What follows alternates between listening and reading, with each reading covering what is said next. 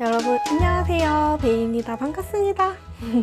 오늘은 제가 정말 여러분에게 추천하고 싶은 어플을 하나 소개해드리려고 합니다. 바로 캘린더 어플인데요. 제가 진짜 안 써본 캘린더 어플이 없을 정도로 수많은 캘린더 어플을 돌고 돌아서 바로 이 어플을 만나게 됐거든요. 광고 아니고요. 제가 진짜로 추천드리는 어플이니까 혹시 캘린더 유목민 생활을 하고 계시는 분들이 있다면 오늘 제 영상 보고 인생 캘린더 어플 찾으시길 바랍니다. 자, 그럼 영상 볼까요? 뿅뿅! 영상을 보시기 전에 좋아요와 구독 꼭 눌러주세요. 저에게 큰 힘이 됩니다. 먼저 저를 처음 보는 분들이 계실 것 같아서 소개를 해드리자면 저는 취미, 일상, 리뷰 등등등 정말 다양한 영상을 올리고 있는 일상 유튜버 베이라고 합니다. 반갑습니다. 오늘은 한 번도 해보지 않았던 거를 해보게 되어서 저 좀 많이 떨리는데요. 바로 어플 소개를 해드리려고 합니다. 근데 제가 사실 이 영상을 만들기까지 조금 고민을 했었던 게 이 어플이 유료 버전이 있고 무료 버전이 있는데 저는 무료 버전을 쓰다가 유료 버전으로 넘어간 케이스긴 하거든요. 무료 버전으로 써도 충분히 매력적인 캘린더긴 하지만 유료 버전을 사용했을 때 꿀 기능이 많아가지고 가능하면 유료 버전을 사용하셨으면 하는 바람이 있는 그런 어플인지라 소개를 해드릴까 말까 되게 고민을 하다가 인스타 스토리로 여쭤봤는데 그럼에도 불구하고 소개해달라고 하시더라고요. 그래가지고 용기를 내서 영상을 만들어 보게 됐고요. 어플은 바로 짠! 타임블럭이라는 어플입니다.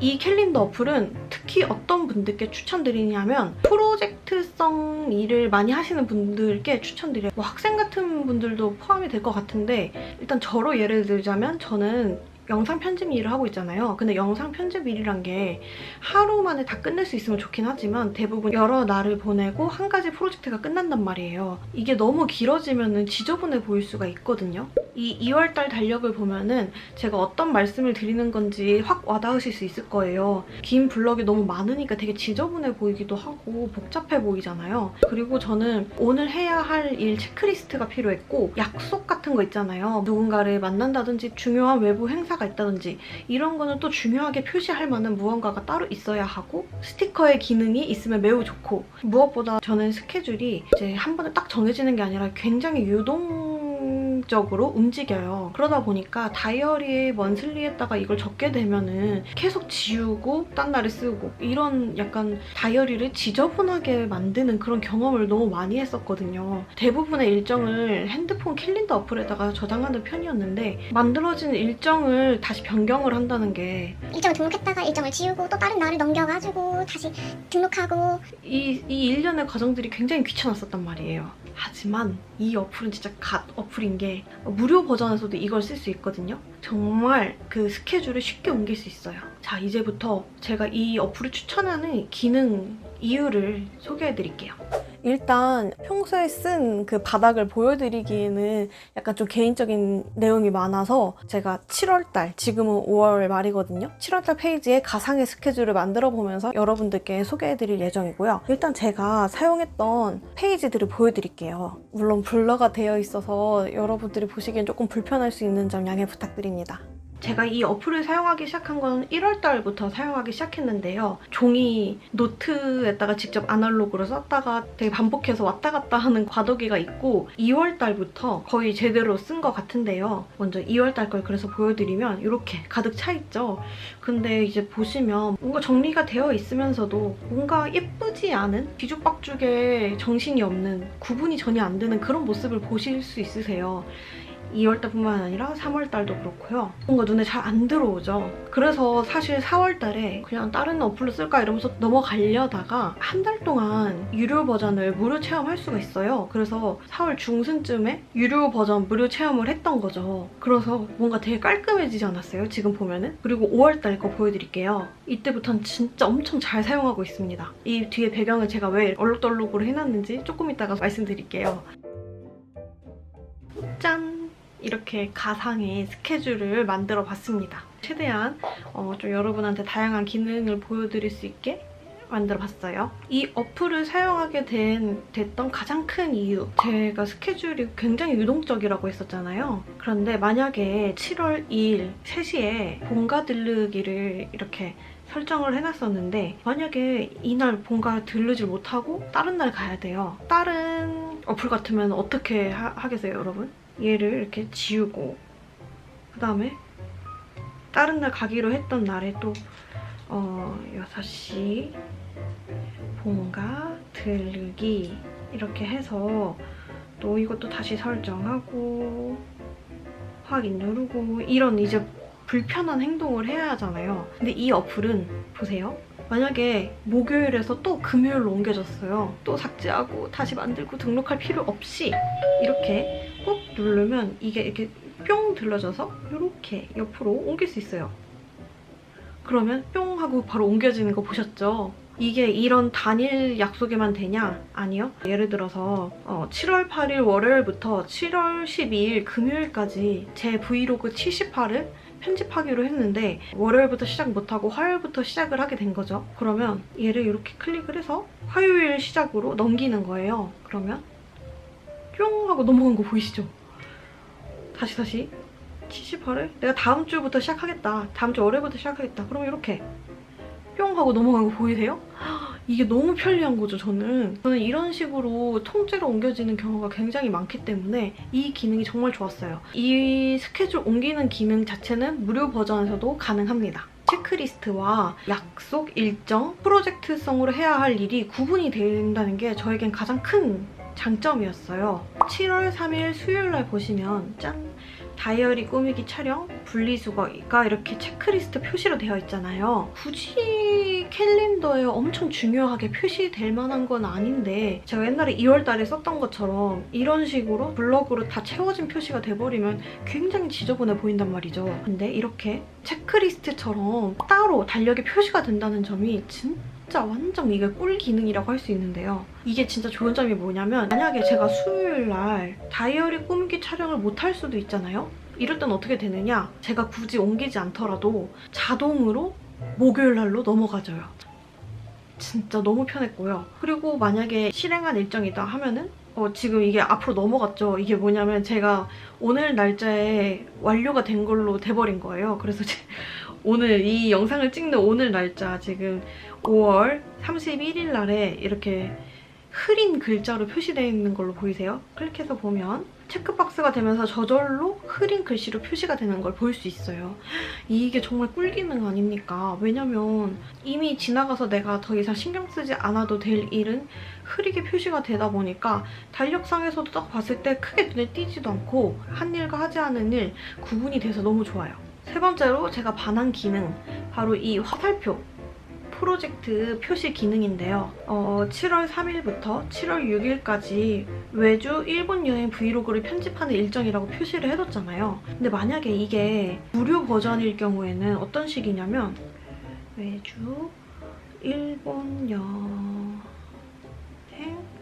브이로그 이렇게 썼으면 수요일부터 종료일 토요일까지 이렇게 설정을 해놓으면 이렇게 커다란 블럭으로 생겨버린단 말이에요. 약속과 일정이 구분이 안 되는 그런 현상이 발생되거든요. 유료 버전으로 전환해주시면 화살표와 블럭이 구분되는 것만으로도 편리한 기능인데 이 화살표로 일정을 정하게 되면은 네모난 칸의 아래쪽에 표시가 되어요. 일정 블럭은 위에 쌓이고 화살표 블럭은 밑에 쌓이잖아요. 그래서 딱 한눈에 보기에도 구분이 되고 7월 셋째 주에는 내가 일이 많이 쌓여있구나. 가능하면 7월 셋째 주에는 일을 받지 않고 7월 넷째 주로 받아야겠다. 이런 스케줄 정리를 한눈에 할 수 있다는 게 굉장히 좋은 거예요. 예를 들어서 7월 19일 날 해피라는 친구와 데이트를 하기로 약속을 했어요. 근데 전날이든 뭐 당일날이든 갑자기 취소돼버린 거예요. 그렇다고 다른 날짜를 잡기에는 뭔가 애매하고 야 일단은 내가 다음 주 스케줄 보고 나중에 너한테 연락할게. 그러면 그때 다시 스케줄 정해보자. 이렇게 되면은 보통 때 같으면은 그냥 이 스케줄을 이렇게 삭제를 해버리잖아요. 근데 얘 같은 경우에는 이렇게 스케줄 옮길 때처럼 이렇게 잡으면 여기 위에 파란색으로 커지는 거 보이시죠? 보이시죠? 요거를 이렇게 쫑 넣어버리면 이게 바로 뭐냐? 이게 바로 보관함 기능인데요. 이게 메모라고 써있긴 하지만 저는 보관함처럼 쓰고 있긴 해요. 그러면 언제든지 다시 약속이 정해졌어요. 다음 주 수요일날 우리 만나자 이렇게 약속이 다시 정해지면 굳이 여기서 다시 클릭해서 쓸 필요 없이 메모칸에서 다시 이걸 끌어다가 다음 주 수요일로 뿅! 일정으로 이동. 이렇게 넣어버리면 손쉽게 다시 일정을 정할 수가 있는 거죠. 이걸 반대로 사용할 수도 있는 게 이 메모칸에다가 예를 들어서 브이로그 80화 촬영해야 돼. 그리고 동대문에 옷 사러 가야지. 공과금 내러 가기. 이렇게 뭔가 그 달에 해야 할 일을 쭈르륵 정리를 한 다음에 내가 할 수 있을 때 그냥 여기서 이렇게 쭉쭉 이렇게